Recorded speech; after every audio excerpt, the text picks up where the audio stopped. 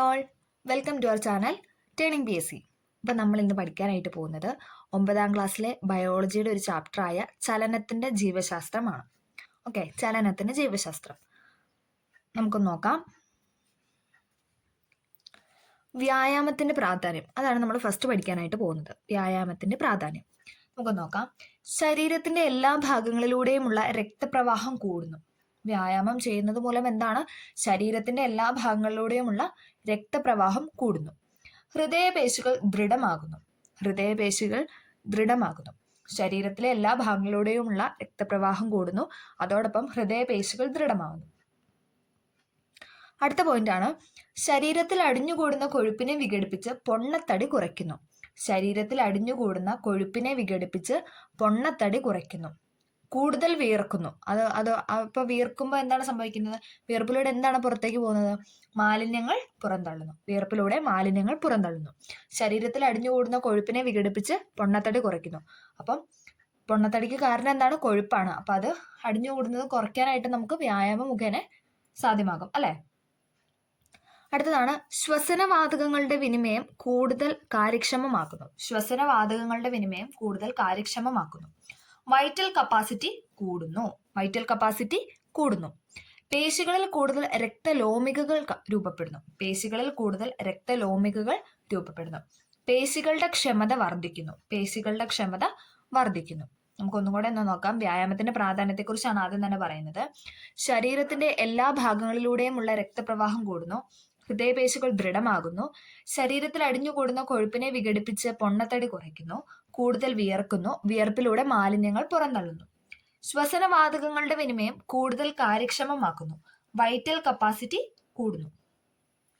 പേശികളിൽ കൂടുതൽ രക്തലോമികകൾ രൂപപ്പെടുന്നു. പേശികളുടെ ക്ഷമത എന്താണ്? വർദ്ധിക്കുന്നു. ഓക്കെ, ക്ലിയർ ആണെന്ന് പ്രതീക്ഷിക്കുന്നു. അടുത്തതാണ്, നമ്മൾ പേശികളെ കുറിച്ചാണ് പഠിക്കാൻ പോകുന്നത്. പലതരം പേശികളുണ്ടല്ലോ നമ്മുടെ ശരീരത്ത്. അപ്പം നമുക്ക് ഓരോന്നോരോന്നായിട്ട് നോക്കാം. ആദ്യത്തേത് അസ്ഥിപേശി. ഇവിടെ ഒരു ടേബിൾ നൽകിയിട്ടുണ്ട്, നമുക്ക് ജസ്റ്റ് അതൊന്ന് നോക്കാം. അസ്ഥിപേശി അഥവാ സ്കെലറ്റൽ മസിൽ അസ്ഥികളുമായി ചേർന്നാണ് കാണപ്പെടുന്നത്. നമുക്ക് കണക്ട് ചെയ്യാം അല്ലെ? അസ്ഥികളുമായിട്ടാണ് എന്ത് കാണപ്പെടുന്നത്? അസ്ഥിപേശി കാണപ്പെടുന്നത്. സിലിണ്ടർ ആകൃതിയിലുള്ള കോശങ്ങളാണ് അസ്ഥിപേശിയിൽ. ഇവിടെ അസ്ഥിപേശിയിൽ കുറുകെ വരകൾ കാണപ്പെടുന്നു. ഐച്ഛിക ചലനങ്ങൾ സാധ്യമാകുന്നു. അതുകൊണ്ട് തന്നെ ഐച്ഛിക ചലനങ്ങൾ സാധ്യമാകുന്നു. അതായത് നമ്മുടെ ഇച്ഛയ്ക്ക് അനുസരിച്ചുള്ള ചലനങ്ങളാണ് ആര് സാധ്യമാക്കുന്നത്? അസ്ഥിപേശി സാധ്യമാക്കുന്നത്. അടുത്തതാണ് മിനുസപേശി അഥവാ സ്മൂത്ത് മസിൽ. രേഖാശൂന്യ പേശി എന്നും അറിയപ്പെടുന്നു. അതെവിടെ കാണപ്പെടുന്നത്? ഇന്റേണൽ ആയിട്ടുള്ള ഓർഗനകത്താണ്. അതായത് നമ്മുടെ ആമാശയം, ചെറുകുടൽ തുടങ്ങിയ ആന്തരവ അവയവങ്ങളിലും രക്തക്കുഴലുകളിലുമാണ് കാണപ്പെടുന്നത്. മിനുസപേശി കാണപ്പെടുന്നത് എവിടെയാണ്?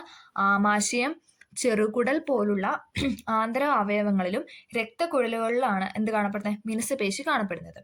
സ്പിൻഡിൽ ആകൃതിയുള്ള കോശങ്ങളാണ്. ഇത് നോക്കിക്കേ, നമുക്ക് കാണാം. ഇതാണ് ഫിഗർ നൽകിയിരിക്കുന്നത്. ഇതാണ് സ്പിൻഡിൽ ആകൃതിയുള്ള കോശങ്ങളാണ് മിനുസപേശിയിൽ കാണപ്പെടുന്നത്. കുറുകെ വരകളില്ല. അസ്ഥിപേശിക്ക് എന്താണ്? കുറുകെ ഇങ്ങനെ ഓരോ വര ഉണ്ടായിരുന്നല്ലേ? പക്ഷെ അതേസമയം മിനുസപേശി അഥവാ സ്മൂത്ത് മസിലിൽ എന്താണ്? കുറുകെ വരകൾ കാണുന്നില്ല. അനൈച്ഛിക ചലനങ്ങളാണ് സാധ്യമാക്കുന്നത്. അതായത് നമ്മുടെ ഇച്ഛയ്ക്ക് അനുസരിച്ചല്ല അല്ലെ?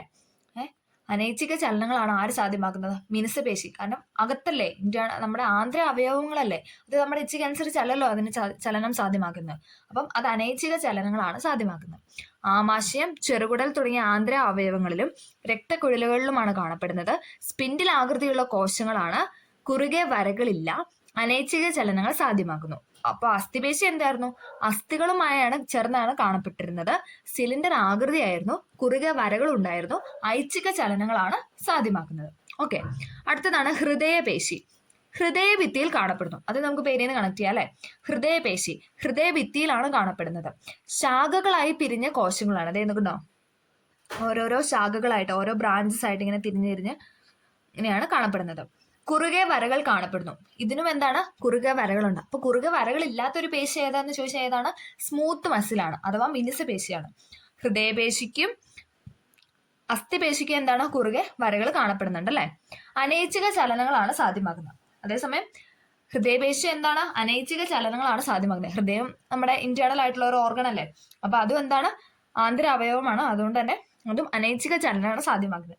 നമുക്ക് ഓർക്കാൻ എളുപ്പമുണ്ട്. മിനുസപേശി ആന്തര അവയവമാണ്ട് അതും അനൈച്ഛിക ചലനമാണ് സാധ്യമാക്കുന്നത്. അതേപോലെ തന്നെ ഹൃദയപേശി കാർഡിയക് മസിൽ അതും എന്താണ് അനൈച്ഛിക ചലനമാണ് സാധ്യമാക്കുന്നത്. അസ്ഥിപേശി മാത്രമാണ് എന്തെന്ന് പറയുന്നത് നമ്മുടെ ഇച്ഛയ്ക്ക് അനുസരിച്ചുള്ള ചലനങ്ങൾ സാധ്യമാക്കുന്നത്. ഓക്കെ, എല്ലാവർക്കും ക്ലിയർ ആയെന്ന് പ്രതീക്ഷിക്കുന്നു. നമുക്ക് അടുത്തത് നോക്കാം. അടുത്തതാണ് പേശീക്ലമം. പേശീക്ലമമാണ് ഇന്ന് നമ്മൾ പഠിക്കാനായിട്ട് പോകുന്നത്. നമുക്ക് നോക്കാം. വിശ്രമമില്ലാതെ കഠിനമായി അധ്വാനിക്കുമ്പോൾ വേണ്ട അളവിൽ ഓക്സിജൻ ലഭ്യമായില്ല എങ്കിൽ അവായുശ്വസനം വഴി പേശികളിൽ ലാക്റ്റിക് ആസിഡ് അടിഞ്ഞുകൂടും. അതായത് നമ്മൾ കണ്ടിന്യൂസ് ആയിട്ട് ഒരു റെസ്റ്റും എടുക്കാതെ എന്താണ് നമ്മുടെ ശരീരം ഭയങ്കരമായിട്ട് അധ്വാനിക്കുന്ന ഒരു ഇതാണെങ്കിൽ വേണ്ട അളവിൽ നമുക്ക് എന്താണ് നമ്മുടെ ശരീരത്തിന് ഓക്സിജൻ കിട്ടാറില്ല. അപ്പൊ അങ്ങനെ അവായുശ്വസനം വഴി പേശികളിൽ എന്താണ് ലാക്റ്റിക് ആസിഡ് എന്ന ഇത് അടിഞ്ഞുകൂടും. തന്മൂലം പേശി കോശങ്ങളിൽ അസിഡിറ്റി ഉയരുകയും പേശി സങ്കോചവുമായി ബന്ധപ്പെട്ട ഒട്ടനവധി രാസാഗ്നികളുടെ പ്രവർത്തനത്തെ മന്ദീഭവിപ്പിക്കുകയും ചെയ്യുന്നു. തൽഫലമായി പേശി ക്ഷീണിക്കുകയും സങ്കോചിക്കാനുള്ള കഴിവ് താൽക്കാലികമായി നഷ്ടപ്പെടുകയും ചെയ്യുന്നു. ഈ അവസ്ഥയ്ക്കാണ് പേശീക്ലമം അഥവാ മസിൽ ഫാറ്റിക് എന്ന് പറയുന്നത്. വിശ്രമിക്കുമ്പോൾ ലാക്റ്റിക് ആസിഡ് നീക്കം ചെയ്യപ്പെടുന്നത് മൂലം പേശികൾ വീണ്ടും പ്രവർത്തന സജ്ജമാക്കുന്നു. അപ്പൊ എന്താണ്, വിശ്രമമില്ലാതെ കഠിനാധ്വാനം ചെയ്യുന്നവർക്ക് എന്താണ് ഓക്സിജൻ അവർക്ക് വേണ്ട അളവിൽ ലഭ്യമാവില്ല.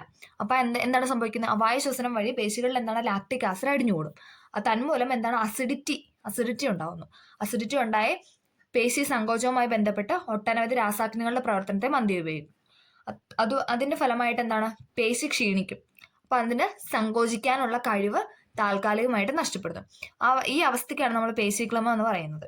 വിശ്രമിക്കുമ്പോൾ എന്താണ് നോർമൽ, നമ്മൾ കുറച്ചു നേരം റെസ്റ്റ് എടുക്കുമ്പോൾ എന്താണ് അത് നോർമൽ ആവും അല്ലെ.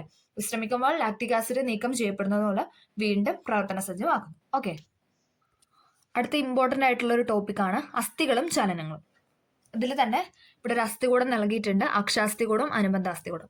എല്ലാ ക്വസ്റ്റ്യൻ പേപ്പറിലും കാണുന്നതാണ്. ഒരു നമ്പർ അല്ലെ, ബയോളജിയായി ബന്ധപ്പെട്ട ഏതെങ്കിലും ഒരു നമ്പർ ചോദിക്കാനുള്ള ചാൻസസ് ഉണ്ട് അല്ലെ. എല്ലാ ക്വസ്റ്റ്യൻ പേപ്പറും തന്നെ കാണാറുമുണ്ട്. അതുകൊണ്ട് തന്നെ ഇതിന്റെ എണ്ണമൊക്കെ എല്ലാവരും കറക്റ്റ് ആയിട്ട് പഠിക്കണം. നമുക്കൊന്ന് നോക്കാം. അക്ഷാസ്ഥികൂടം ഉണ്ട്, അനുബന്ധ അസ്ഥികൂടം ഉണ്ട്. തലയോടിൽ എത്ര ഇതാണോ ഉള്ളത്, 29 ഉള്ളത്. തലയോടിൽ എത്ര അസ്ഥികളാണെന്ന് ചോദിച്ചാൽ 29. നമുക്ക് അക്ഷാസ്ഥികൂടത്തിന്റെയും അനുബന്ധ അസ്ഥികൂടത്തിന്റെയും ടോട്ടൽ ആയിട്ടുള്ള ഒരു എണ്ണം പറയാം. അക്ഷാസ്ഥികൂടത്തിലെ ആകെ അസ്ഥികളുടെ എണ്ണം എന്ന് പറയുന്നത് 80 ആണ്, 80. അക്ഷാസ്ഥികൂടത്തിലെ ടോട്ടൽ അസ്ഥികൾ എന്ന് പറയുന്നത് 80 ആണ്, 80. എന്നാൽ അനുബന്ധ അസ്ഥികൂടത്തിൽ എത്രയാണ്, 126 ആണ്. അനുബന്ധ അസ്ഥികൂടത്തിൽ 126 അസ്ഥികളാണ് ഉള്ളത്. ഓക്കെ, അക്ഷാസ്ഥികൂടം 80ഉം അനുബന്ധാസ്ഥികൂടം 126. ഇത് രണ്ടും കൂടെ കൂട്ടുമ്പോൾ എത്രയാണ്, മൊത്തം ആകെ അസ്ഥികൾ എന്ന് പറയുന്നത് 206 ആണ്. 206 206 അസ്ഥികളാണെന്ന് പറയുന്നത് ടോട്ടൽ അസ്ഥികൾ എന്ന് പറയുന്നത്. ഓക്കെ, എല്ലാവർക്കും ക്ലിയർ ആയെന്ന് പ്രതീക്ഷിക്കുന്നു. അക്ഷാസ്ഥികൂടം എന്ന് പറയുന്നത് 80ഉം അനുബന്ധാസ്ഥികൂടം എന്ന് പറയുന്നത് 126. ഇത് രണ്ടും കൂടെ കൂട്ടി ടോട്ടൽ അസ്ഥികൾ എന്ന് പറയുന്നത്, ആകെ അസ്ഥികൾ എന്ന് പറയുന്നത് 206 ആണ്. ഓക്കെ, അതില് തലയോട് നമുക്ക് നോക്കാം. തലയോടിൽ എത്ര അസ്ഥികളുണ്ട്, 29 അസ്ഥികളാണ് ഉള്ളത്. ഓക്കെ, 29 എണ്ണം അസ്ഥികളാണ് ഉള്ളത്. തോൾവലയം ഇത് ഇവിടെ നൽകിയിട്ടുണ്ട്. തോൾവലയം എന്ന് പറയുന്നത് 2x2, 2 തോളും കൂടെ ചേർത്ത് എത്രയാണ്, 4. 2x2 4. തോൾവലയം എന്ന് പറയുന്നത് 4, തലയോട് എന്ന് പറയുന്നത് 29. മാറല് നമുക്കറിയാലേ, മാറല് എന്ന് പറയുന്നത് 1 ആണ്. തലയോട് 29, തോൾവലയം 4, മാറല് 1. അടുത്തതാണ് വാരിയെല്ലുകൾ. വാരിയെല്ലുകൾ എന്ന് പറയുന്നത് 12x2, അതായത് 12x2 24, 24 വാരിയെല്ലുകളാണ് ടോട്ടൽ ഉള്ളത്. ഓക്കെ, തലയോട് 29, തോൾവലയം 4, മാറല് 1, വാരിയെല്ല് എന്ന് പറയുന്നത് 24. ഓക്കെ, അടുത്തതാണ് നട്ടെല്ല്. നട്ടെല്ല് എന്ന് പറയുന്നത് 26 ആണ്. നട്ടെല്ല് എന്ന് പറയുന്നത് 26. കൈകളിലെ അസ്ഥികൾ, അതായത് ഒരു കൈയിൽ 30 അസ്ഥികൾ വെച്ച് 2 കൈയിലും കൂടെ ചേർത്ത് 60 അസ്ഥികളാണ് ഉള്ളത്. ഒരു കൈയിൽ 30 അസ്ഥികൾ വെച്ച് 2 കൈയിലും കൂടെ ചേർത്ത് 60 അസ്ഥികൾ. ഒന്നും കൂടെ പറയാം. തലയോട് എന്ന് പറയുന്നത് 29. എല്ലാവരും ഇത് പ്രത്യേകം എടുത്ത് എഴുതി തന്നെ വെച്ച് പഠിക്കണം. കാരണം എല്ലാ എക്സാമിനും ചോദിക്കുന്ന ബയോളജിയുമായി ബന്ധപ്പെട്ട് നമുക്കൊരു ഡിജിറ്റ് എപ്പോഴും ചോദിക്കാറുണ്ട്. ഒരു നമ്പറുമായി ബന്ധപ്പെട്ട ഒരു ക്വസ്റ്റ്യൻ ചോദിക്കാറുണ്ട്. മിക്കതും തന്നെ അത് ഇവിടെ നിന്നാണ് കൂടുതലും വരാനുള്ള ചാൻസും വന്നുകൊണ്ടിരിക്കുന്നതും. അതുകൊണ്ട് തന്നെ എല്ലാവരും ഇത് കറക്റ്റായിട്ട് കാണാതെങ്കിലും ഒന്ന് പഠിച്ചു വെക്കണം. അക്ഷാസ്ഥികൂടം എന്ന് പറയുന്നത് 80, അനുബന്ധാസ്ഥികളും 126, രണ്ടും കൂടെ ചേർന്ന് 206 അസ്ഥികളാണ് ടോട്ടൽ ഉള്ളത്. അതിൽ തലയോട് എന്ന് പറയുന്നത് 29, തോൾവലയം 2 into 4, മാറൽ എന്ന് പറയുന്നത് ഒരെണ്ണാണ് ഉള്ളത്, വാരിയല് 12 വെച്ച് രണ്ട് സൈഡിലും കൂടെ ചേർത്ത് 24, നട്ടിലെന്ന് പറയുന്നത് 26, വാരിയല് 24, നട്ടിലെന്ന് പറയുന്നത് 26. കൈകളിലെ അസ്ഥികൾ എന്ന് പറയുന്നത് ഒരു കയ്യിൽ 30 അസ്ഥി വെച്ച് രണ്ട് കയ്യിലും കൂടെ ചേർത്ത് 60 അസ്ഥികളാണ് ഉള്ളത്. അടുത്തതാണ് ശ്രോണീവലയം. ശ്രോണീവലയം എന്ന് പറയുന്നത് അഥവാ ഇടുപ്പ്, അതാണ് ഉദ്ദേശിക്കുന്നത്. ശ്രോണീവലയം എന്ന് പറയുന്നത് 2 ഒരെണ്ണം വെച്ചിട്ട് രണ്ട് സൈഡിലും കൂടെ ചേർത്ത് 2. ഓക്കെ. പിന്നെ കാലിലെ അസ്ഥികൾ, അത് കൈകളിലെ പോലെ തന്നെ എത്രയാണ്? 60. 30 വെച്ചിട്ട് രണ്ട് കാലിലും കൂടെ ചേർത്ത് 60. 30 × 2 60. അങ്ങനെ ആകെ അസ്ഥികൾ എന്ന് പറയുന്നത് 206. ഞാൻ ഒന്നും കൂടെ പറയാം, ഇത്ര ഇമ്പോർട്ടൻ്റ് ആയിട്ടാണ് ഒന്നും കൂടെ പറയുന്നത്. എല്ലാവരും ശ്രദ്ധിക്കുക, എഴുതി വെച്ച് തന്നെ പഠിക്കുക കേട്ടോ. തലയോട് എന്ന് പറയുന്നത് 29, തോൾവലയം 4, മാറല് 1, വാരിയല് 24, നട്ടിൽ എത്രയാണ്? 26. വാരിയലിനേക്കാൾ കൂടുതലാണ് നട്ടിൽ. ഓക്കെ. വാരിയൽ എന്ന് പറയുന്നത് 24, നട്ടല് 26, കൈകളിലെ അസ്ഥികള് 60.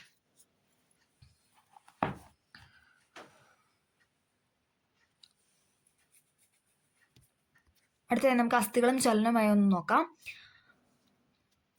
ചെറുതും വലുതുമായ 206 അസ്ഥികളാണ് മനുഷ്യനിലെ അസ്ഥി വ്യവസ്ഥ എന്ന് പറയുന്നത്. ചെറുതും വലുതുമായ 206 അസ്ഥികൾ ചേർന്നതാണ് എന്തെന്ന് പറയുന്നത്? മനുഷ്യനിലെ അസ്ഥി വ്യവസ്ഥ എന്ന് പറയുന്നത്. അസ്ഥികളുടെ സ്ഥാനം അനുസരിച്ച് മനുഷ്യ അസ്ഥികൂടത്തെ എന്താണ്? അക്ഷാസ്ഥികൂടം എന്നും, അസ്ഥികളുടെ സ്ഥാനം അനുസരിച്ച് മനുഷ്യാസ്ഥികൂടത്തെ എന്താണ്? അക്ഷാസ്ഥികൂടം എന്നും അനുബന്ധാസ്ഥികൂടം എന്നും തരംതിരിച്ചിട്ടുണ്ട്. അഥവാ ആക്സിയൽ സ്കെലിറ്റൺ ഓർ അപ്പൻഡിക്കുലർ സ്കെലിറ്റണും. ഇത് രണ്ടും കൂടെ ചേർത്ത് എത്രയാണ്? ടോട്ടൽ നമുക്ക് 206 അസ്ഥികളാണുള്ളത്. അക്ഷാസ്ഥികൂടം എത്രയാണുള്ളത്? അക്ഷാസ്ഥികൂടം അല്ലെങ്കിൽ ആക്സിയൽ സ്കെലിറ്റൺ എത്രയാണുള്ളത്? 80. അനുബന്ധാസ്ഥികൂടം അല്ലെങ്കിൽ അപ്പൻഡിക്കുലർ സ്കെലിറ്റൺ എത്രയാണുള്ളത്? 126. രണ്ടും കൂടെ ചേർന്നാണ് 206 എന്ന് പറയുന്നത്. ഓക്കെ, ക്ലിയർ അല്ലേ? അടുത്തതാണ് അസ്ഥിയുടെയും പേശികളുടെയും സംയോജിത പ്രവർത്തനം എപ്രകാരമാണ് ചലനങ്ങളുടെ വൈവിധ്യം കൂട്ടുന്നതെന്ന് നമുക്ക് നോക്കാം. കൈകളിലെ പേശികളുടെയും അസ്ഥികളുടെയും പ്രവർത്തനം നിരീക്ഷിച്ച് ഇത് എളുപ്പത്തിൽ മനസ്സിലാക്കാവുന്നതാണ്. ഇവിടെ കൈകളുടെ പേശികളുടെ പ്രവർത്തനമാണ് നൽകിയിരിക്കുന്നത് അല്ലെ. മടക്കൽ പേശി സങ്കോചിക്കുന്നു. നമ്മളിങ്ങനെ കൈ ഉള്ളിലോട്ടാക്കുമ്പോൾ എന്താണ്?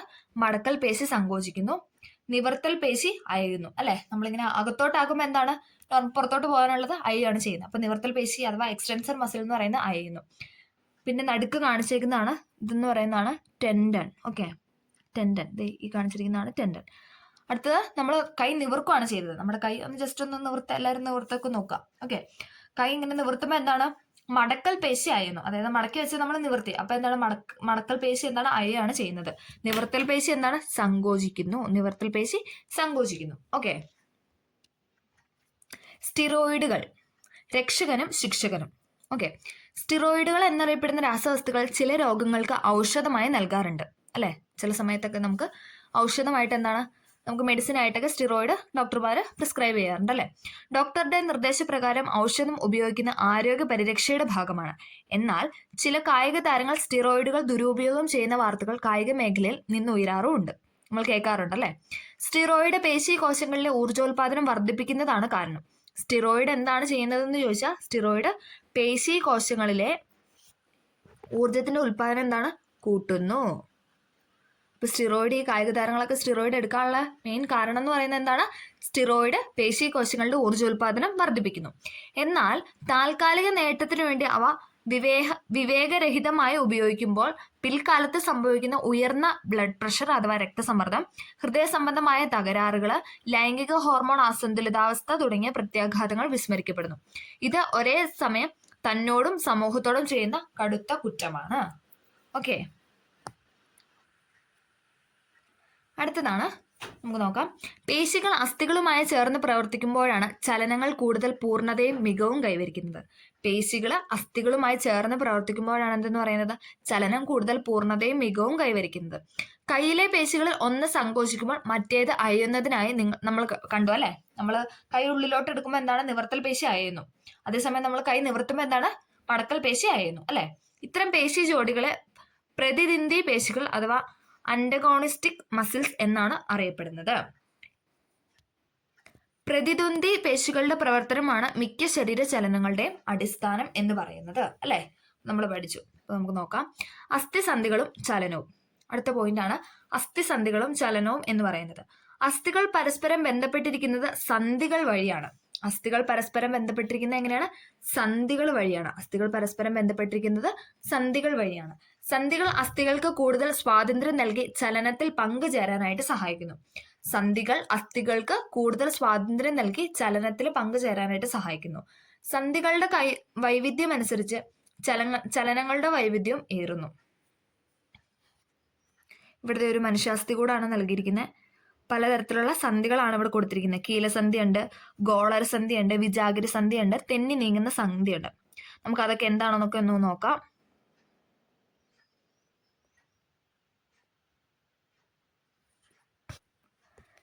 ഈ ഫിഗറിലൊന്ന് നോക്കിക്കേ. കീലസന്ധി കണ്ടോ? കീലസന്ധി, ഇതാണ് കീലസന്ധി എന്ന് പറയുന്നത്. കീലസന്ധി എവിടെയാണ് കാണപ്പെടുന്നത്? നമ്മുടെ കഴുത്തിന്റെ ആ ഭാഗത്താണ് അല്ലെ? കഴുത്തിന്റെ നമ്മുടെ ആ തൊണ്ടയുടെ ആ ഭാഗത്തായിട്ടാണ് കീലസന്ധി കാണപ്പെടുന്നത്. അതെന്താണ്? നമുക്കൊന്ന് നോക്കിക്കേ. നാനാവശത്തേക്ക് തിരിക്കാനായിട്ട് സാധിക്കുന്നു. ഇവിടെ കുട്ടികൾക്ക് അത് എന്താണ്? പൂരിപ്പിക്കാനാണ് നൽകിയിരിക്കുന്നത്. അപ്പൊ ഫസ്റ്റ് പോയിന്റ് എന്ന് പറയുന്നത് കീലസന്ധിയാണ്. ഇവിടെ നോക്കിക്കേ, കീലസന്ധി അതായത് കഴുത്തിന്റെ ഭാഗത്തായിട്ടാണ് കാണപ്പെടുന്നത്. കീലസന്ധിയുടെ പ്രത്യേകത എന്താണ്? നാനാവശത്തേക്ക് തിരിക്കാനായിട്ട് കഴിയുന്നു. നാനാവശത്തേക്ക് തിരിക്കാൻ കഴിയുന്നത് കീലസന്ധിയാണ്. അതിന്റെ ശരീരത്തിലെ സ്ഥാനം, അതായത് എവിടെയാണ് ഇരിക്കുന്നതെന്ന് വെച്ചാൽ നട്ടെല്ലിന്റെ ആദ്യ കശേരുവുമായി തലയോട് ചേർന്ന ഭാഗത്താണ് എന്തിരിക്കുന്നത്? കീലസന്ധി ഇരിക്കുന്നത്.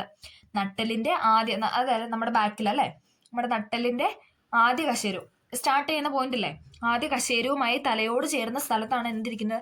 കീലസന്ധി ഇരിക്കുന്നത്. അതെന്താണ്? നാനാവശത്തേക്ക് നമുക്ക് നമ്മുടെ കഴുത്ത് അല്ലെ, തല ഇങ്ങനെ അങ്ങോട്ടും ഇങ്ങോട്ടൊക്കെ നമുക്ക് എന്താണ്? തിരിക്കാൻ കഴിയുന്നുണ്ട്. അതാണ് കീലസന്ധി എന്ന് പറയുന്നത്. First point. ഓക്കെ, അടുത്തതാണ് വിജാഗിരി സന്ധി. വിജാഗിരി സന്ധി, വിജാഗിരി സന്ധിയാണ് അടുത്ത് നോക്കാൻ പോകുന്നത്. വിജാഗിരി സന്ധി ഒന്ന് നോക്കിക്കേ. വിജാഗിരി പോലെ ഒരു വശത്തേക്കുള്ള ചലനം മാത്രം സാധ്യമാകുന്നു. ഇവിടെ പിക്ചർ തന്നിട്ടുണ്ട്. നമ്മുടെ കൈമുട്ടിന്റെ അവിടെയും കാൽമുട്ടിന്റെ അവിടെയൊക്കെയാണ് എന്തുള്ളത്? വിജാഗിരി സന്ധി ഉള്ളത് അല്ലേ? അപ്പോൾ വിജാഗിരി പോലെ നമുക്കറിയാം, ഡോറിന്റെ ഇത് വിജാഗിരി പോലെ എന്താണ്? ഒരു വശത്തേക്കുള്ള ചലനമാണ് സാധ്യമാക്കുന്നത് വിജാഗിരി സന്ധി എന്ന് പറയുന്നത്. അതിന്റെ എക്സാമ്പിൾ ആണ് കൈമുട്ടും കാൽമുട്ടും. ഓക്കെ, കീലസന്ധി എന്ന് പറയുന്നത് എവിടെയായിരുന്നു? നട്ടെല്ലിന്റെ ആദ്യ കശേരുവുമായി തലയോട് ചേർന്ന സ്ഥലത്തായിരുന്നു കീലസന്ധി കാണപ്പെട്ടിരുന്നത്. വിജാഗിരി സന്ധി എവിടെയാണ്? കൈമുട്ടിനും കാൽമുട്ടിനും അവിടെയാണ് കാണപ്പെടുന്നത്. വിജാഗിരി പോലെ ഒരു വശത്തേക്കുള്ള ചലനം മാത്രമാണ് സാധ്യമാക്കുന്നത്. അടുത്തതാണ് ഗോളര സന്ധി. ഗോളര സന്ധി നോക്കിക്കേ, ഗോളര സന്ധി ആ പേര് തന്നെ ഉണ്ടല്ലേ. ഗോളാകൃതിയിലുള്ള അഗ്രഭാഗം കപ്പ് പോലുള്ള കുഴിയിൽ ഉറപ്പിച്ചു വെച്ചിരിക്കുകയാണ്. ഇവിടെ ഈ ഫിഗർ തന്നിട്ടുണ്ടല്ലോ, അതെ ഇങ്ങനെ റെഡിൽ കാണിച്ചിട്ടുണ്ട്. ഇതുണ്ടോ? ഗോളാകൃതിയിലുള്ള അഗ്രഭാഗം കപ്പ് പോലുള്ള കുഴിയിൽ ഉറപ്പിച്ചിരിക്കുകയാണ് എന്തെന്ന് പറയുന്നത്? ഗോളര സന്ധി എന്ന് പറയുന്നത്. തോൾവലയം ഭുജാസ്ഥിയുമായി ചേരുന്ന ഭാഗമാണ് ഗോളര സന്ധി എന്ന് പറയുന്നത്. ഓക്കെ, തോൾവലയം ഭുജാസ്ഥിയുമായി ചേരുന്ന ഭാഗമാണ് എന്തെന്ന് പറയുന്നത്? ഗോളര സന്ധി എന്ന് പറയുന്നത്. ഓക്കെ, ക്ലിയർ ആണോ? കീലസന്ധി എവിടെയാണ് കാണപ്പെട്ടിരുന്നത്? നട്ടെല്ലിന്റെ ആദ്യ കശേരുവുമായി തലയോട് ചേരുന്ന ഭാഗത്തായിരുന്നു എന്തെന്ന് പറയുന്നത്? കീലസന്ധി കാണപ്പെടുന്നത്. വിജാഗിരി സന്ധി എവിടെയാണ്? കൈമുട്ടിനും കാൽമുട്ടിനും അവിടെയാണ് കാണപ്പെട്ടിരുന്നത്. ഗോളര സന്ധി എന്ന് പറയുന്നത് തോൾവലയം ഭുജാസ്ഥിയുമായി ചേരുന്ന ഭാഗത്താണ് കാണപ്പെടുന്നത്. അടുത്തതാണ് തെന്നി നീങ്ങുന്ന സന്ധി. നാലാമത്തെ സന്ധിയാണ് എന്തെന്ന് പറയുന്നത്? തെന്നി നീങ്ങുന്ന സന്ധി. ഓക്കെ, നാലാമത്തെ സന്ധിയാണ് തെന്നി നീങ്ങുന്ന സന്ധി. ഇത് പൂരിപ്പിക്കാനാണ് പറഞ്ഞിരിക്കുന്നത് കേട്ടോ, കുട്ടികൾക്ക് പൂരിപ്പിക്കാനായിട്ട് കൊടുത്തിരിക്കുന്നതാണ്. തെന്നി നീങ്ങുന്ന സന്ധി അസ്ഥിയുടെ അഗ്രങ്ങൾ തെന്നി നീങ്ങുന്ന തരത്തിലുള്ള സന്ധി. ഇത് നോക്കിക്കേ, അവിടെ തന്നിട്ടുണ്ടല്ലോ പിക്ചർ. അതെ, കാലിന്റെ ഭാഗത്ത് ഇവിടെ ഇങ്ങനെ കാണിച്ചിരിക്കുന്നത് അല്ലേ. അസ്ഥിയുടെ അഗ്രങ്ങൾ തെന്നി നീങ്ങുന്ന തരത്തിലുള്ള സന്ധിയാണ് എന്തെന്ന് പറയുന്നത്? തെന്നി നീങ്ങുന്ന സന്ധി. കൈക്കുഴ, കാൽക്കുഴ നമ്മൾ പറയാറുണ്ടല്ലേ, കൈക്കുഴ ഇറങ്ങിപ്പോയി അല്ലെ കാൽക്കുഴ തെന്നി മാറിപ്പോയി എന്നല്ല പറയുന്നത്. എന്നിട്ടത് നമ്മൾ ഹോസ്പിറ്റലിൽ പോയി എന്തായാലും പിടിച്ചിടും അല്ലേ. അപ്പൊ അതെന്ന് പറയുന്നത് കൈക്കുഴയും കാൽക്കുഴയൊക്കെ എന്താണ്? തെന്നി നീങ്ങുന്ന സന്ധിക്ക് എക്സാമ്പിൾ ആണ്. ഓക്കെ, ഒന്നും കൂടെ പറയാം. കീലസന്ധി മൊത്തം 4 സന്ധികളാണ് ഉള്ളത്. കീലസന്ധി, വിജാഗിരി സന്ധി, തെന്നി നീങ്ങുന്ന സന്ധി, ഗോളര സന്ധി. കീലസന്ധി എവിടെയാണ്? നട്ടെല്ലിന്റെ ആദ്യ കശേരുവുമായി തലയോട് ചേർന്ന ഭാഗത്ത് കാണപ്പെടുന്നു. വിജാഗിരി സന്ധി കൈമുട്ടിനും കാൽമുട്ടിനും അവിടെ കാണപ്പെടുന്നു. ഗോളര സന്ധി എന്ന് പറയുന്നത് തോൾവലയം ഭുജാസ്ഥിയുമായി ചേരുന്ന ഭാഗത്താണ് ഗോളര സന്ധി കാണപ്പെടുന്നത്. തെന്നി നീങ്ങുന്ന സന്ധി എവിടെയാണ്? കൈക്കുഴയിലും കാൽക്കുഴയിലുമാണ് കാണപ്പെടുന്നത്. ഓക്കെ, എല്ലാവർക്കും ക്ലിയർ ആയെന്ന് പ്രതീക്ഷിക്കുന്നു. നമുക്ക് അടുത്തത് നോക്കാം. ഓക്കെ, അടുത്തത് നമുക്ക് ഇവിടെ തന്നിരിക്കുന്ന അസ്ഥിസന്ധിയുടെ ഘടനയാണ്. ദേ നോക്കിക്കേ, ഒരു ഫിഗറൊക്കെ തന്നിട്ടുണ്ട്. അസ്ഥിസന്ധിയുടെ ഘടനയാണ് നമുക്ക് ഇനി ആയിട്ട് പഠിക്കാനുള്ളത്. നോക്കാം. സന്ധിയെ പൊതിഞ്ഞ് സംരക്ഷിക്കുന്നത് ക്യാപ്സ്യൂളാണ്. ഇവിടെ ഓരോ പോയിന്റ് ആയിട്ട് കൊടുത്തിട്ടുണ്ട്. സന്ധിയെ പൊതിഞ്ഞ് സംരക്ഷിക്കുന്നത് ആരാണ്? ക്യാപ്സ്യൂളാണ്. ഇവിടെ അസ്ഥിസന്ധിയുടെ ഘടനയാണ് നൽകിയിരിക്കുന്നത്. അതിൽ സന്ധിയെ പൊതിഞ്ഞ് സംരക്ഷിക്കുന്നത് ആരാണ്? ക്യാപ്സ്യൂളാണ്. ഓക്കെ. അസ്ഥികൾക്കിടയിലുള്ള ഘർഷണം ഒഴിവാക്കുന്നത് തരുണാസ്ഥിയാണ്. അസ്ഥികൾക്കിടയിലുള്ള ഘർഷണം ഒഴിവാക്കുന്നത് ആരാണ്? തരുണാസ്ഥിയാണ്. അസ്ഥികൾക്കിടയിലുള്ള ഘർഷണം ഒഴിവാക്കുന്നത് തരുണാസ്ഥിയാണ്. സൈനോവിയൽ ദ്രവം സ്രവിക്കുന്നത് എവിടെയാണ്? സൈനോവിയൽ സ്തരത്തിലാണ്. ഇത് ഇവിടെ കൊടുത്തിട്ടുണ്ട്. സൈനോവിയൽ ദ്രവം സ്രവിക്കുന്നത് എവിടെയാണ്? സൈനോവിയൽ സ്തരത്തിലാണ്. സൈനോവിയൽ ദ്രവം എന്ന് പറഞ്ഞാൽ എന്താണ്? അസ്ഥികൾക്കിടയിൽ ഒരു സ്നേഹകവുമായി പ്രവർത്തിക്കുന്നു. അതായത് ഒരു സ്നേഹകവുമായിട്ട് പ്രവർത്തിക്കുന്നതാണ് ആരെന്ന് പറയുന്നത്? സൈനോവിയൽ ഫ്ലൂയിഡ് എന്ന് പറയുന്നത്. ഓക്കെ. അസ്ഥികൾക്കിടയിലാണ് അതുള്ളതെന്ന് പറയുന്നത്. ലൂബ്രിക്കൻ്റ് ആയിട്ട് അല്ലെ, സ്നേഹകമായിട്ട് പ്രവർത്തിക്കുന്ന ആരാണ്? സൈനോവിയൽ ദ്രവമാണ്. ഈ സൈനോവിയൽ സ്തരത്തിൽ എന്താണ്? സൈനോവിയൽ ദ്രവം സ്രവിക്കുന്നത് എവിടെയാണെന്ന് ചോദിച്ചു കഴിഞ്ഞാൽ സൈനോവിയൽ സ്തരത്തിലാണ്. സൈനോവിയൽ ദ്രവം എന്താണെന്ന് ചോദിച്ചാൽ എന്താണ്? അസ്ഥികൾക്കിടയിലുള്ള ഒരു ലൂബ്രിക്കൻ്റ് ആയിട്ട് പ്രവർത്തിക്കുന്ന ആരാണെന്ന് പറഞ്ഞാൽ സൈനോവിയൽ ഫ്ലൂയിഡ് ആണ്. ഓക്കെ. അടുത്തതാണ് സ്നായുക്കൾ. അസ്ഥികളെ സ്ഥാനഭ്രംശം സംഭവിക്കാതെ സന്ധിയിൽ ഉറപ്പിച്ച് നിർത്തുന്നു. സ്നായുക്കൾ എന്താ ചെയ്യുന്നതെന്ന് ചോദിച്ചു കഴിഞ്ഞാൽ എന്താണ്? അസ്ഥികളെ സ്ഥാനഭ്രംശം, അതായത് സ്ഥാനത്ത് നിന്ന് മാറാതെ അത് ഉറപ്പിച്ച് നിർത്തുന്ന ആരാണെന്ന് ചോദിച്ചാൽ സ്നായുക്കളാണ്. ഓക്കെ. എളുപ്പമാണ് പഠിക്കാൻ. 5 പോയിന്റ്സ് ആണ് പറഞ്ഞത്. ഒന്നും കൂടെ നോക്കാം. സന്ധിയെ പൊതിഞ്ഞ് സംരക്ഷിക്കുന്ന ആരാണ്? ക്യാപ്സ്യൂൾ ആണ്. അസ്ഥികൾക്കിടയിലുള്ള ഘർഷണം ഒഴിവാക്കുന്നത് തരുണാസ്ഥിയാണ്. ഘർഷണം ഒഴിവാക്കുന്നത് തരുണാസ്ഥിയും സ്നേഹകമായി പ്രവർത്തിക്കുന്ന സൈനോവിയൽ ഫ്ലൂയിഡും. ഇനി സൈനോവിയൽ സ്തരം എന്താന്ന് ചോദിച്ചാൽ സൈനോവിയൽ ദ്രവം സ്രവിക്കുന്നത് ആരാന്ന് ചോദിച്ചാൽ സൈനോവിയൽ സ്തരത്തിലാണ്. ഇനി അസ്ഥികളെ സ്ഥാനഭ്രംശം സംഭവിക്കാതെ അവിടെ ആ സന്ധിയിൽ ഉറപ്പിച്ച് നിർത്തുന്ന ആരാന്ന് ചോദിച്ചു കഴിഞ്ഞാൽ സ്നായുക്കളാണ്. ഓക്കെ. ക്ലിയർ ആയെന്ന് പ്രതീക്ഷിക്കുന്നു. അടുത്തായിട്ട് പഠിക്കാനുള്ള അസ്ഥികൾക്കും പേശികൾക്കും സംഭവിക്കുന്ന പ്രധാന തകരാറുകളാണ് നമ്മൾ പഠിക്കാനായിട്ട് പോകുന്നത്. അസ്ഥികൾക്കും പേശികൾക്കും സംഭവിക്കുന്ന പ്രധാന തകരാറുകളാണ്, അതായത് ഓരോരോ തകരാറുകളാണ് നമ്മൾ പഠിക്കുന്നത്. ഫസ്റ്റ് വൺ, സന്ധിവാദം അഥവാ റുമാറ്റിക് ആർത്രൈറ്റിസ്. റുമാറ്റിക് ആർത്രൈറ്റിസ് അഥവാ സന്ധിവാദമാണ് ഫസ്റ്റ് പോയിന്റ് എന്ന് പറയുന്നത്. ഓക്കെ. സന്ധികളിലെ അണുബാധ, പരിക്കുകൾ, പ്രായാധിക്യം എന്നിവയാണ് സന്ധിവാദത്തിന് കാരണം. പ്രായം കൂടുന്നതും പിന്നെ ഓരോ പരിക്ക് പറ്റുന്നതും പിന്നെ സന്ധികളിൽ ഉണ്ടാകുന്ന അണുബാധയൊക്കെയാണ് എന്തെന്ന് പറയുന്നത്? റുമാറ്റിക് ആർത്രൈറ്റിസ് അഥവാ സന്ധിവാദത്തിന് കാരണം. തരുണാസ്ഥി വലയത്തിന് തകരാറ് സംഭവിക്കുന്നു. തരുണാസ്ഥി വലയത്തിന്റെ തകരാറും മൂലം എന്താണ്? സന്ധിവാദം ഉണ്ടാകാം. അസഹനീയമായ വേദന, സന്ധികൾ ചലിപ്പിക്കാൻ കഴിയാത്ത അവസ്ഥ, ഇതൊക്കെയാണ് എന്തെന്ന് പറയുന്നത്? അതിനൊരു ലക്ഷണം എന്ന് പറയുന്നത്. അസഹനീയമായ വേദന, സന്ധികൾ ചലിപ്പിക്കാൻ കഴിയാത്ത അവസ്ഥയാണ് എന്തെന്ന് പറയുന്നത്? സന്ധിവാദത്തിന്റെ ലക്ഷണം. ഒന്നും കൂടെ പറയാം. സന്ധിവാദം അഥവാ റുമാറ്റിക് ആർത്രൈറ്റിസ് എന്ന് പറയുന്നത് സന്ധികളിൽ ഉണ്ടാകുന്ന അണുബാധ, അതേപോലെ തന്നെ പരിക്ക് പറ്റുക, അല്ലെ പ്രായാധിക്യം, പ്രായം കൂടുന്നതൊക്കെ എന്താണ്? സന്ധിവാദം ഉണ്ടാകാനുള്ള കാരണമാണ്. തരുണാസ്ഥി വലയത്തിന് തകരാറ് സംഭവിക്കുന്നതും സന്ധിവാദത്തിന്റെ ഒരു കാരണമാണ്. അസഹനീയമായ വേദന, സന്ധികൾ ചലിപ്പിക്കാൻ കഴിയില്ല, ഇതൊക്കെയാണ് എന്ന് പറയുന്നത് അതിന്റെ ഓരോ ലക്ഷണം എന്ന് പറയുന്നത്. ഓക്കെ. അടുത്തതാണ് അസ്ഥിസ്ഥാനഭ്രംശം അഥവാ ഡിസ്ലൊക്കേഷൻ. അസ്ഥിസ്ഥാനഭ്രംശം അഥവാ ഡിസ്ലൊക്കേഷൻ. സന്ധികളിലെ അസ്ഥികൾക്ക് സ്ഥാനമാറ്റം സംഭവിക്കുന്നത്, പിന്നെ സ്നായുക്കൾക്കുണ്ടാകുന്ന തകരാറ്, കഠിനമായ വേദന, നീർവീക്കം, ചലിപ്പിക്കാൻ പ്രയാസം, ഇതൊക്കെയാണ് എന്തെന്ന് പറയുന്നത്? അസ്ഥിസ്ഥാനഭ്രംശത്തിന്റെ കാരണങ്ങൾ എന്ന് പറയുന്നത്. സന്ധികളിലെ അസ്ഥികൾക്ക് സ്ഥാനമാറ്റം സംഭവിക്കുക, സ്നായുക്കൾക്ക് തകരാറുണ്ടാവുക, കഠിനമായ വേദന, നീർവീക്കം, ചലിപ്പിക്കാൻ പ്രയാസം, ഇതൊക്കെയാണ് അസ്ഥിസ്ഥാനഭ്രംശത്തിന്റെ കാരണങ്ങൾ എന്ന് പറയുന്നത്. ഓക്കെ. അടുത്തതാണ് ഉളുക്ക്. ഉളുക്ക് അഥവാ സ്പ്രെയിൻ. സ്നായുക്കൾ വലിയുകയോ പൊട്ടുകയോ ചെയ്യുന്ന അവസ്ഥേനാണ് നമ്മൾ എന്ത് പറയുന്നത്? ഉളുക്ക് എന്ന് പറയുന്നത് അല്ലെ. നമ്മളെപ്പോഴും കോമൺ ആയിട്ട് പറയുന്ന ഒരു കാര്യമാണ് ഉളുക്ക് പറ്റി അല്ലെ. സ്നായുക്കൾ വലിയുകയോ പൊട്ടുകയോ ചെയ്യുന്ന അവസ്ഥയ്ക്കാണ് ഉളുക്ക് അഥവാ സ്പ്രെയിൻ എന്ന് പറയുന്നത്. കഠിനമായ വേദന, നീർവീക്കം. നമുക്കറിയാം ഉളുക്ക് പറ്റിയെടുത്ത് എന്താ? നല്ലോണം നീര് വെക്കും അല്ലെ. കഠിനമായ വേദന, നീർവീക്കമാണ് എന്തെന്ന് പറയുന്നത്? ഉളുക്കിന് കാരണം എന്ന് പറയുന്നത്, ഉളുക്കിന്റെ ലക്ഷണം എന്ന് പറയുന്നത്. അടുത്തതാണ് ഓസ്റ്റിയോപൊറോസിസ്. അത് ഇംഗ്ലീഷിൽ നമ്മൾ ഓസ്റ്റിയോപൊറോസിസ്, മലയാളത്തിൽ അങ്ങനെ തന്നെയാണ് പറയുന്നത്. ഓക്കെ. അസ്ഥികൾക്ക് ബലക്ഷയം ഉണ്ടായി ഒടിവ് സംഭവിക്കുന്ന അവസ്ഥയാണ് ഓസ്റ്റിയോപൊറോസിസ്. അസ്ഥികൾക്ക് ബലക്ഷയം ഉണ്ടായി ഒടിവ് സംഭവിക്കുന്ന അവസ്ഥയാണ് എന്തെന്ന് പറയുന്നത്? ഓസ്റ്റിയോപൊറോസിസ്. അസ്ഥികൾക്ക് ബലക്ഷയം ഉണ്ടായി ഒടിവ് സംഭവിക്കുന്ന അവസ്ഥയാണ് എന്തെന്ന് പറയുന്നത്? ഓസ്റ്റിയോപൊറോസിസ് എന്ന് പറയുന്നത്. ഓക്കെ. കാൽസ്യത്തിന്റെ കുറവ്, ഉപാപചയ പ്രവർത്തനങ്ങൾക്ക് തകരാറ്, വിറ്റാമിൻ ഡിയുടെ കുറവ്, അതായത് വിറ്റാമിൻ ഡിയുടെ കുറവ്, കാൽസ്യത്തിന്റെ കുറവ്, ഉപാപചയ പ്രവർത്തനങ്ങളുടെ തകരാറ് എന്നിവ കാരണം ഒക്കെയാണ് എന്തുണ്ടാവുന്നത്? ഓസ്റ്റിയോപൊറോസിസ് എന്ന അവസ്ഥ ഉണ്ടാവുന്നത്. ഓക്കെ. അതാണല്ലോ ബലക്ഷയം ഉണ്ടാകുന്നത്. വിറ്റാമിൻ ഡി സൺലൈറ്റിൽ നിന്നാണ് നമുക്ക് വിറ്റാമിൻ ഡി കിട്ടുന്നത് അല്ലേ. അപ്പൊ അങ്ങനെ ആണ് വിറ്റാമിൻ ഡി ഒക്കെ കുറയുന്ന അവസ്ഥയാവുമ്പോഴാണ് എന്തെന്ന് പറയുന്നത് ബലക്ഷയമൊക്കെ ഉണ്ടായി ഒടിവൊക്കെ സംഭവിക്കുന്നത് നമ്മുടെ അസ്ഥികൾക്ക്. ഓക്കെ, ഇടുപ്പെല്ല്, മണിബന്ധം, നട്ടല് എന്നീ ഭാഗങ്ങളെ കൂടുതലായിട്ട് ബാധിക്കുന്നു. ഓക്കെ, അടുത്തതാണ് പേശിക്ഷയം അഥവാ മസ്കുലർ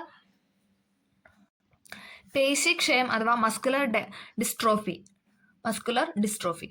പല കാരണങ്ങളാൽ പേശികൾക്ക് നാശം ഉണ്ടാകുന്ന അവസ്ഥയാണ് പേശിക്ഷയം എന്ന് പറയുന്നത്. പല കാരണങ്ങളാൽ പേശികൾക്ക് നാശം ഉണ്ടാകുന്ന അവസ്ഥയാണ് എന്തെന്ന് പറയുന്നത് പേശിക്ഷയം എന്ന് പറയുന്നത്. പേശികൾ ദുർബലമാകുന്നു. സാധാരണയായി കാണപ്പെടുന്നത് ആൺകുട്ടികളിലാണ് കൂടുതലും പേശിക്ഷയം കാണപ്പെടാനുള്ള കാരണം എന്ന് പറയുന്നത്. നമ്മൾ ഇത്രയും അവസ്ഥയെ കുറിച്ചാണ് പഠിച്ചത്. ഒന്നുകൂടെ പറയാം. സന്ധിവാതം ഉണ്ടായിരുന്നു, അസ്ഥിസ്ഥാന ഭ്രംശം ഉണ്ടായിരുന്നു, ഉളുക്ക്, ഓസ്റ്റിയോപൊറോസിസ്, പേശിക്ഷയം. ഓക്കെ, അടുത്താണ് എന്തെന്ന് പറയുന്നത് വിവിധ തരം അസ്ഥികൾ എന്ന് പറയുന്നത്. പലതരത്തിലുള്ള അസ്ഥികളുണ്ടല്ലേ. നട്ടിലുള്ള ജീവികളിലെല്ലാം പേശികൾക്കുള്ളിലാണ് അസ്ഥികൂടം കാണപ്പെടുന്നത്. അതിനാൽ ആ അസ്ഥികൂടം അറിയപ്പെടുന്നതാണ് ആന്തര അസ്ഥികൂടം എന്ന് പറയുന്നത്. അതായത് നട്ടിലുള്ള ജീവികൾക്കിടയിൽ എന്താണ് അസ്ഥികൂടം കാണപ്പെടുന്നത് ആന്തര അസ്ഥികൂടത്തിലാണ്. ഓക്കെ, നട്ടലില്ലാത്ത ജീവികളിൽ കാണപ്പെടുന്ന അസ്ഥികൂടമാണ് ബാഹ്യ അസ്ഥികൂടം എന്ന് പറയുന്നത്. നട്ടലില്ലാത്ത ജീവികളിലും എന്ത് കാണപ്പെടുന്നുണ്ട് അസ്ഥികൾ കാണപ്പെടുന്നുണ്ട്. അതിനെയാണ് ബാഹ്യ അസ്ഥികൂടം എന്ന് പറയുന്നത്. ആന്തര അസ്ഥികൂടമുള്ള ജീവികളിൽ ബാഹ്യ അസ്ഥികൂടം കാണാറുണ്ട്. അതായത് പുറത്തും അകത്തും അസ്ഥികൂടം ഉള്ള ജീവികളും കാണാറുണ്ട്. മനുഷ്യനിലെ ബാഹ്യ അസ്ഥികൂടത്തിന്റെ ഭാഗങ്ങളാണ് നഖം, മുടി എന്ന് പറയുന്നത്. ഇത് ഇവിടെ നൽകിയിട്ടുണ്ട്. മനുഷ്യനിലെ ബാഹ്യ അസ്ഥികൂടത്തിന്റെ ഭാഗമാണ് നഖം, മുടി എന്ന് പറയുന്നത്. ഇനി ഉരകങ്ങളാണെങ്കിലോ ശൽക്കങ്ങളും നഖം. ഉരകങ്ങളുടെയാണ് ശൽക്കങ്ങളും നഖവുമാണ് അവരുടെ ബാഹ്യ അസ്ഥികൂടത്തിന്റെ ഭാഗങ്ങൾ എന്ന് പറയുന്നത്. ഓക്കെ, അസ്ഥികൂടം ഇല്ലാതെയുള്ള ചലനം. അടുത്തതാണ് അസ്ഥികൂടം ഇല്ലാതെയുള്ള ചലനം എന്ന് പറയുന്നത്. അസ്ഥികൂടം ഇല്ലാത്ത ചലിക്കുന്ന ജീവികളാണ് ഈ പാരമീസിയം നൽകിയിട്ടുണ്ട്, യൂഗ്ലീന, മണ്ണിര. പാരമീസിയം, യൂഗ്ലീന, മണ്ണിര എന്നൊക്കെ പറയുന്നത് എന്താണ് അസ്ഥികൂടം ഇല്ലാതെ ചലിക്കുന്നതാണ്. അവർക്ക് എന്തില്ല അസ്ഥികൂടം ഇല്ല അല്ലെ. പാരമീസിയം, യൂഗ്ലീന, മണ്ണിര, അതെ ഇവിടെ അവരുടെ പിക്ചർ നൽകിയിട്ടുണ്ട്. ഇവർക്കൊന്നും എന്താണ് അസ്ഥികൂടം ഇല്ല. പാരമീസിയം, യൂഗ്ലീന, മണ്ണിര ഇവർക്കൊന്നും എന്താണ് അസ്ഥികൂടം ഇല്ല. ഓക്കെ, ജലത്തിലൂടെ മുന്നോട്ട് നീങ്ങാൻ പാരമീസിയം സഹായിക്കുന്ന സീലിയ എന്ന ഒരു ഭാഗമാണ്. ജലത്തിലൂടെ മുന്നോട്ട് നീങ്ങാൻ പാരമീസ്യത്തെ സഹായിക്കുന്ന സീലിയകളാണ്. കോശ ഉപരിതലത്തിൽ കാണപ്പെടുന്ന നീളം കുറഞ്ഞ പ്രോട്ടീൻ തന്തുക്കളാണ് എന്തെന്ന് പറയുന്നത് സീലിയകൾ എന്ന് പറയുന്നത്. കോശത്തിന്റെ ഉപരിതലത്തിൽ കാണപ്പെടുന്ന, അതായത് അവരുടെ സെൽസിന്റെ ഉപരിതലത്തിൽ കാണപ്പെടുന്ന നീളം കുറഞ്ഞ പ്രോട്ടീൻ തന്തുവാണ് എന്തെന്ന് പറയുന്നത് സീലിയകൾ എന്ന് പറയുന്നത്. പാരമീസിയം എന്നൊക്കെ പറയുന്നത് എന്താണ് അസ്ഥികൂടം ഇല്ലാതെ ഉള്ള ജീവികളാണ് അല്ലെ. പാരമീസിയം, യുഗ്ലീന, മണ്ണിര.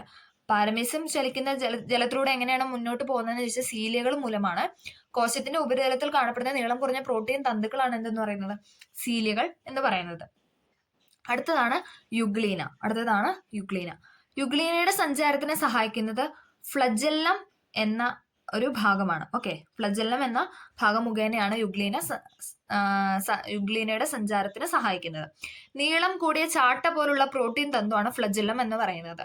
നീളം കൂടിയ ചാട്ട പോലുള്ള പ്രോട്ടീൻ തന്തുവാണ് എന്തെന്ന് പറയുന്നത് ഫ്ലജെല്ലം എന്ന് പറയുന്നത്. അടുത്താണ് മണ്ണിര അഥവാ എർത്തുവം. മണ്ണിരയുടെ ശരീരത്തിൽ 2 തരം പേശികളാണ് കാണപ്പെടുന്നത്. വലയ പേശികൾ അഥവാ സർക്കുലർ മസിൽസും ദീർഘപേശികൾ അഥവാ ലോഞ്ചിറ്റ്യൂഡിനൽ മസിൽസും. ഇവയുടെ ക്രമാനുഗതമായ സങ്കോചവും പൂർവ്വസ്ഥിതി പ്രാപിക്കലും മണ്ണിരയുടെ ചലനം സാധ്യമാക്കുന്നു. ഇതുകൂടാതെ ശരീര ഉപരിതലത്തിൽ നിന്ന് പുറത്തേക്കു തള്ളി നിൽക്കുന്ന സൂക്ഷ്മങ്ങളായ സീറ്റുകളാണ് സഞ്ചാരത്തിന് സഹായിക്കുന്നത്. മണ്ണിരയെ സഹായിക്കുന്നത് എന്താണ് സീറ്റുകൾ എന്ന ഇതാണ്. ഓക്കെ, അടുത്താണ് ചലനവും സഞ്ചാരവും എന്ന് പറയുന്നത്. അടുത്ത ടോപ്പിക്കാണ് ചലനവും സഞ്ചാരവും. ചലനവും സഞ്ചാരവും തമ്മിലുള്ള വ്യത്യാസം എന്താണെന്ന് ചിന്തിച്ചിട്ടുണ്ടോ? ശരീരത്തിന്റെ ഏതെങ്കിലും ഒരു ഭാഗത്തിനുണ്ടാകുന്ന സ്ഥാനാന്തരമാണ് ചലനം എന്ന് പറയുന്നത്. നമുക്കറിയാലേ, ഒരു ഭാഗത്തിനുണ്ടാകുന്ന സ്ഥാനാന്തരമാണ് ചലനം എന്ന് പറയുന്നത്. ശരീരം മൊത്തമായി സ്ഥാനാന്തരണം ചെയ്യുന്നതിനായാണ് സഞ്ചാരം എന്ന് പറയുന്നത്. പ്രകൃതിയിലേക്ക് നോക്കൂ, സഞ്ചാര രീതികൾ എത്രമാത്രം വൈവിധ്യമാണ് നമുക്കറിയാം അല്ലെ. നോക്കിക്കേ, ജന്തുലോകത്തിലെ സഞ്ചാര വൈവിധ്യങ്ങളെ കുറിച്ചാണ് നൽകിയിരിക്കുന്നത് ഈ ചിത്രത്തില്. ആർട്ടിക് തേന്, മൊണാർക്ക് ശലഭം, ഹംബാങ്ക് തിമിംഗലം അങ്ങനെ 3 പിക്ചറാണ് ഇവിടെ നൽകിയിരിക്കുന്നത്. നമുക്ക് നോക്കാം. ഉത്തര ധ്രുവത്തിൽ നിന്ന് ദക്ഷിണ ധ്രുവത്തിലേക്കും അവിടെ നിന്ന് തിരിച്ചും വർഷം തോറും പോയി വരുന്ന സഞ്ചാരപ്രിയനാണ് ആരെന്ന് പറയുന്നത് ആർട്ടിക് ടേൺ എന്ന് പറയുന്നത്. അതായത് അവരുടെ ശരീരം മൊത്തം സഞ്ചരിച്ചുകൊണ്ടിരിക്കുകയാണ് അല്ലെ. ഉത്തര ധ്രുവത്തിൽ നിന്ന് ദക്ഷിണ ധ്രുവത്തിലേക്കും പിന്നെ ഇവിടുന്ന് ദക്ഷിണ ധ്രുവത്തിൽ നിന്ന് ഉത്തര ധ്രുവത്തിലേക്കും തിരിച്ചും സഞ്ചരിക്കുന്ന ഒരു സഞ്ചാരപ്രിയനാണ് ആരെന്ന് പറയുന്നത്, ആർട്ടിക് ടേൺ എന്ന് പറയുന്നത്. ഇനി അടുത്തതാണ് മൊണാർക്ക് ശലഭം എന്ന് പറയുന്നത്. ദേശാന്തരഗമനത്തിനായി ജീവിതം ഒഴിഞ്ഞു വെച്ചിരിക്കുന്ന ഒരു അൽപായുസായ മനോഹര ശലഭമാണ് എന്തെന്ന് പറയുന്നത്, മൊണാർക്ക് ശലഭം എന്ന് പറയുന്നത്. ഓക്കെ, അടുത്തതാണ് ഹംപ് ബാങ്ക് തിമിംഗലം എന്ന് പറയുന്നത്. ഭക്ഷണത്തിനും പ്രജനനത്തിനും വേണ്ടി 5000 കിലോമീറ്റർ വരെ സ്ഥിരമായി സഞ്ചരിക്കുന്ന ഒരു പടുകൂറ്റൻ സസ്തനിയാണ് ആരെന്ന് പറയുന്നത്, ഹംപ് ബാങ്ക് തിമിംഗലം എന്ന് പറയുന്നത്. ഹംപ് ബാങ്ക് തിമിംഗലം എന്ന് പറയുന്നത് ഭക്ഷണത്തിനും പ്രജനനത്തിനും വേണ്ടിയിട്ട് എത്രയാണ്, 5000 കിലോമീറ്റർ ആണ് സ്ഥിരമായിട്ട് സഞ്ചരിക്കുന്നത്. ഓക്കെ, അങ്ങനെ 3 പിക്ചറാണ് ഇവിടെ നൽകിയിരിക്കുന്നത്. സസ്യങ്ങൾ ചലിക്കുമോ? അടുത്തതാണ് നമ്മൾ സസ്യചലനത്തെ കുറിച്ചാണ് അടുത്ത് നമ്മൾ പഠിക്കാനായിട്ട് പോകുന്നത്. ഓക്കെ, നമുക്ക് നോക്കാം. ഇവിടെ സസ്യചലനത്തിന്റെ ഒരു ഫിഗറാണ് നൽകിയിരിക്കുന്നത്. ഓക്കെ, എല്ലാവർക്കും കാണാമെന്ന് പ്രതീക്ഷിക്കുന്നു. ജലട്രോപിക ചലനം, നമുക്ക് അതെന്താണെന്ന് നോക്കാം. കാണ്ഡം ജലത്തിന്റെ എതിർദിശയിൽ വളരുന്നതാണ് എന്തെന്ന് പറയുന്നത്, ജലട്രോപിക ചലനം എന്ന് പറയുന്നത്. ജസ്റ്റ് സൂം ചെയ്ത് കാണിക്കാം. നോക്കിക്കേ, ഇതാണ് ജലട്രോപിക ചലനം എന്ന് പറയുന്നത്. ഇതെന്ന് പറയാൻ കാണ്ഡം ജലത്തിന്റെ എതിർദിശയിൽ വളരുന്നതിനെയാണ് എന്തെന്ന് പറയുന്നത്, ജലട്രോപിക ചലനം എന്ന് പറയുന്നത്. വേരുകൾ ജലത്തിനടുത്തേക്ക് വളരുന്നു. വേരുകൾ എന്താണ്, ജലത്തിനടുത്തേക്കും കാണ്ഡം ജലത്തിന്റെ എതിർദിശയിലുമാണ് വളരുന്നത്. മനസ്സിലായോ? കാണ്ഡം അതായത് അതിന്റെ കമ്പ് അല്ല കാണ്ഡം പോലുള്ള ഭാഗം എന്താണ്, ജലത്തിന്റെ എതിർദിശയിലേക്കും വേരുകൾ എന്താണ്, ജലത്തിന് അടുത്തേക്കും വളരുന്നതിനെയാണ് നമ്മൾ എന്ന് പറയുന്നത് ജലട്രോപിക ചലനം എന്ന് പറയുന്നത്.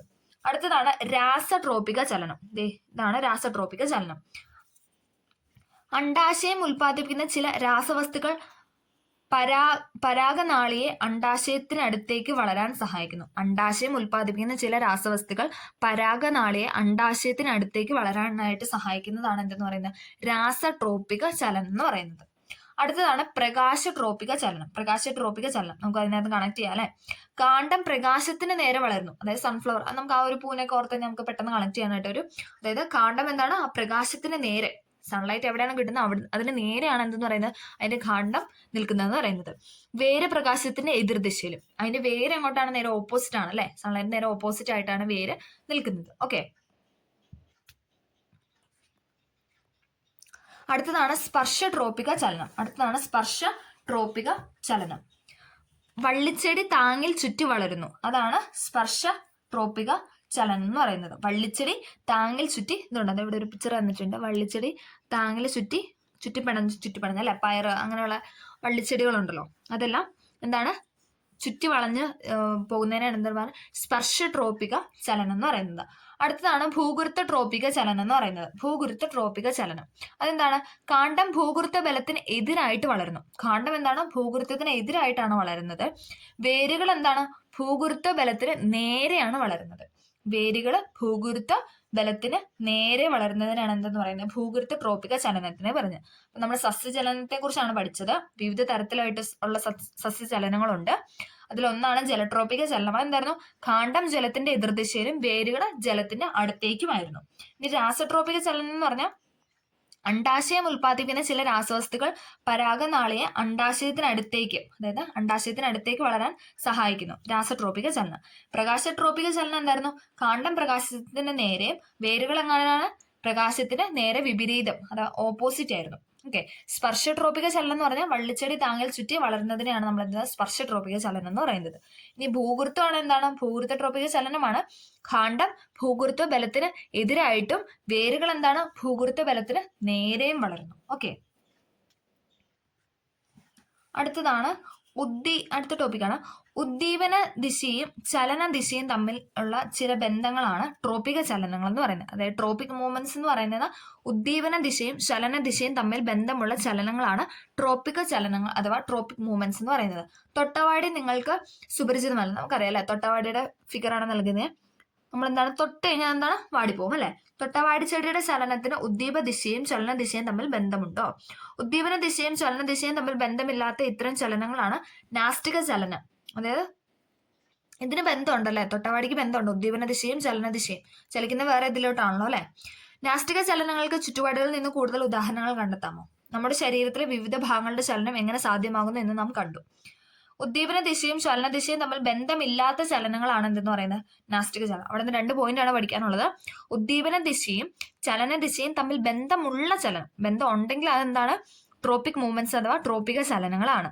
ഇനി ബന്ധമില്ല, അതായത് ഉദ്ദീപന ദിശയും ചലന ദിശയും തമ്മിൽ ബന്ധമില്ല എങ്കിൽ എന്താണ് അതെന്ന് പറയുന്നത് നാസ്റ്റിക ചലനം അഥവാ നാസ്റ്റിക് മൂവ്മെന്റ്സ് ആണ്. ഓക്കെ, ആ 2 പോയിന്റ് ആണ് ഇതിൽ പറഞ്ഞിരിക്കുന്നത്. ഓക്കെ, അപ്പൊ നമ്മൾ ഈ ചാപ്റ്റർ ഫുള്ള് കംപ്ലീറ്റ് ആയിട്ട് പഠിച്ചിട്ടുണ്ട്. എല്ലാവർക്കും ക്ലിയർ ആയെന്ന് പ്രതീക്ഷിക്കുന്നു. അപ്പം എല്ലാവരും നന്നായിട്ട് പഠിക്കുക. അതിലാം അസ്ഥികളും പേശികളും തമ്മിലുള്ള ഭാഗവും അതിന്റെ അസ്ഥി ചലനവും പിന്നെന്താണ് സന്ധിയുടെ ഇനം സവിശേഷത, ശരീരത്തിലെ സ്ഥാനം, അതായത് കീലസന്ധി, വിജാഗിരി സന്ധി, ഗോളരസന്ധി, തെന്നി നീങ്ങുന്ന സന്ധി, ഇതെല്ലാം നമ്മൾ പഠിച്ചല്ലേ, അതെല്ലാം നന്നായിട്ട് പഠിക്കണം. അതേപോലെ തന്നെ അസ്ഥികൾക്കും പേശികൾക്കും ഉണ്ടാകുന്ന തകരാറ് അഥവാ സന്ധിവാദം, അസ്ഥി സ്ഥാനഭ്രംശം, ഉളുക്ക്, പിന്നെ ഓസ്റ്റിയോപൊറോസിസ്, അങ്ങനെ നമ്മൾ 3-4 പോയിന്റ്സ് അവിടെ പഠിച്ചു, അത് പഠിക്കണം. അതേപോലെ തന്നെ വിവിധ തരത്തിലുള്ള അസ്ഥികളുണ്ടല്ലേ, ആന്ത്രാസ്ഥികൂടം, അനുബന്ധ അസ്ഥികൂടം, ബാഹ്യസ്ഥികൂടം, പിന്നെ നമ്മൾ അസ്ഥികൂടം ഇല്ലാത്ത ചലനങ്ങളെ കുറിച്ച് പഠിച്ചു. എന്താണ് പാരമീസിയം, യുഗ്ലിന, അവർക്കൊന്നും എന്താണ് അസ്ഥികൂടം ഇല്ലാതെ ചലിക്കുന്ന ജീവികളാണ് അല്ലെ, അത് നമ്മൾ പഠിച്ചു. അപ്പൊ അതൊക്കെ നന്നായിട്ട് നോക്കുക. ഓക്കെ, അപ്പൊ നമ്മൾ ഇത്രയും വെച്ചിട്ട് ഇന്നത്തെ ക്ലാസ് വൈൻഡപ്പ് ചെയ്യുകയാണ്. അപ്പൊ എല്ലാവർക്കും ഇഷ്ടമായെന്ന് പ്രതീക്ഷിക്കുന്നു. എന്തെങ്കിലും ഇതുണ്ടെങ്കിൽ, മനസ്സിലാവാത്ത കാര്യങ്ങൾ എന്തെങ്കിലും ഉണ്ടെങ്കിൽ കമന്റ് ആയിട്ട് രേഖപ്പെടുത്തുക. ഇഷ്ടമായെങ്കിൽ ലൈക്ക് ചെയ്ത് സപ്പോർട്ട് ചെയ്യുക. Okay, thank you.